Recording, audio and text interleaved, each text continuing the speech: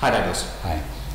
In your experience conducting customer satisfaction surveys for your clients, what have been your findings regarding the prevalence of dissatisfied or angry customers? Unfortunately, it's very high. We found between 10 to 20% of our clients' customers are dissatisfied. If you have a look at what we mean by dissatisfaction, we go along and ask our clients, customers, what they want from their ideal supplier, and then we measure how well our client is performing relative to that desired level of service. Not that desired, but the adequate level of service. And if they're above the adequate level of service, that's very good, because that means our client is meeting customers' expectations. But if they're below the adequate level of service, then they are dissatisfied. And we found, as I said, between 10 and 20% of our clients' customers are dissatisfied, right, and sometimes even angry. And what are the consequences of that, having such a high prevalence of dissatisfied customers? It's not necessarily a matter of the high prevalence of it at all, but if you've got a dissatisfied customer, you've got a possibility of that customer walking. So there are financial consequences to that. So if you've got a dissatisfied customer, you've got to make very sure that that customer comes on board with you very quickly. Otherwise, that customer is going to start looking elsewhere for an alternate supplier. Right. And that means you've lost your revenue stream. Not only have you lost that revenue stream, but you've got to go out and replace that customer. And generally, it's between 10 and 20 times more expensive to acquire a new customer than it is to maintain that existing customer. Right. Right.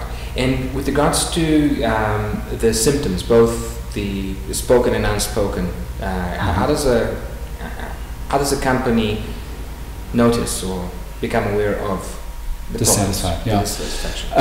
Dissatisfied customers are people who are not engaging.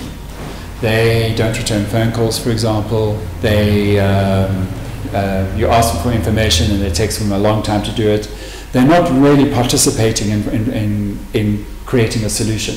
Because don't forget, your customers need you as much as you need your customers. Right. And if your customers are starting to act distant to you, it means that they're not necessarily satisfied. It will also mean they're starting to look at an alternate supplier, which is bad news for you, because if the alternate supplier is better than you, then you're going to lose that business. Right. Okay. So generally what happens is that customer starts disengaging with you, and you need to take steps to be able to address that issue. Right. And what do you find are the biggest challenges for companies to both spot and be able to engage with their customers, the dissatisfied ones especially, and find what is wrong and come up with a solution? Often what happens is the company knows that their customer is a problem, so they then turn to the account manager and say, go fix. The unfortunate thing is a lot of the times the account manager doesn't necessarily have the skills to be able to go along and don't know about conflict resolution skills or anything else like that. So they're going to be very distant to the whole problem. They're not wanting to go and solve the problem because they don't know how to handle that conflict, and nobody wants to walk into a conflict situation. Also what happens is that often the account manager gets very defensive because they think it is a criticism directly to themselves. So the customer can't necessarily voice their concerns without the account manager getting very defensive, and then the whole thing becomes even more problematic.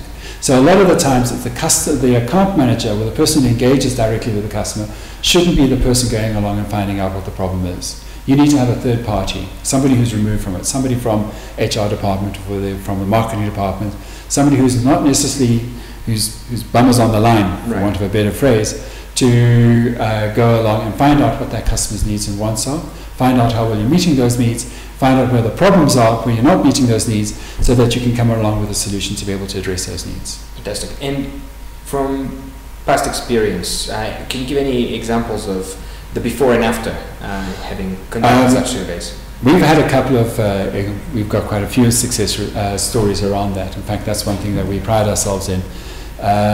And one of our most biggest examples is a company, they had a lot of customers, and they knew that they had a couple of problems. Every time they have problem children on board, they will call us to go along and interview that customer. And we can go along, find out exactly what their needs and wants are, find out how well our client is not meeting them, give that back to executive management, so executive management can then personally take this on board as their own personal project.